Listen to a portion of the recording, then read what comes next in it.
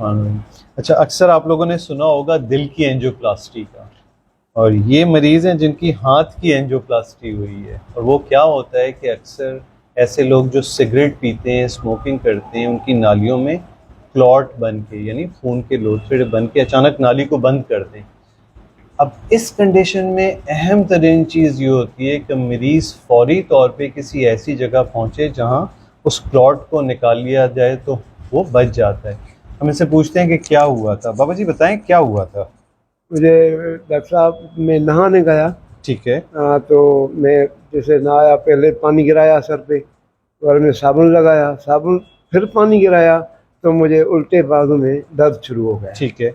दर्द शुरू हो गया, शदीद दर्द था। ठीक है। हाँ, और सही ऐसा में दर्द पहले कभी नहीं हुआ? नहीं हुआ पहले अचानक शदीद दर्द हाँ, उल्टे हाथ शदीद में? दर्द जो है ठीक। ना हाथ में हो गया।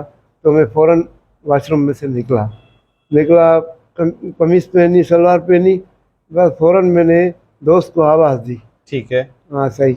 अच्छा, फिर आप ये कार्डियो कैसे पहुंच गए थे? नहीं, किसने बताया कि ये नाली का मसला हो सकता है? नहीं, मैं तो पहले गया वहाँ बादशाही लेन में, हमारी वो क्लिनिक है। ठीक है। वहाँ फिर? एक सरकार वहाँ, तो उन्होंने मुझे, वो मैडम ने टेबलेट भी ज़ुबान के ठीक है। नीचे रख फिर? दी और डिस्प्रिन की गोलियां भी दो दी। ठीक है। फिर?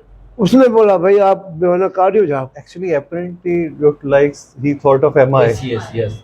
लेकिन किसी भी तरीके से ये माशाल्लाह 1-1.5 घंटे में आप यहाँ हाँ, पे डेढ़ पहुँच घंटे गए। में वहाँ से और उसके बाद एक्चुअली हमारे पास यहाँ पे अल्लाह का बड़ा शुक्र है कि 24 घंटे कैथ लैब्स खुली 24 हुई होते घंटे। हैं। हाँ और बिल्कुल। ऐसे एक्सपर्ट्स मौजूद होते हैं। और उस वक्त सोहेल खान साहब थे जो अभी तो मौजूद नहीं है, लेकिन हाँ, डॉक्टर मुकेश साहब उनके थे। साथ थे। क्या हुआ था मुकेश, बताएं फिर क्या किया आपने? हाँ, जैसे इमरजेंसी में नीचे आए तो एग्जामिनेशन किया तो हमें पता चला कि acute limb ischaemia left upper limb की है, और पल्सेस जो दोनों एब्सेंट थी।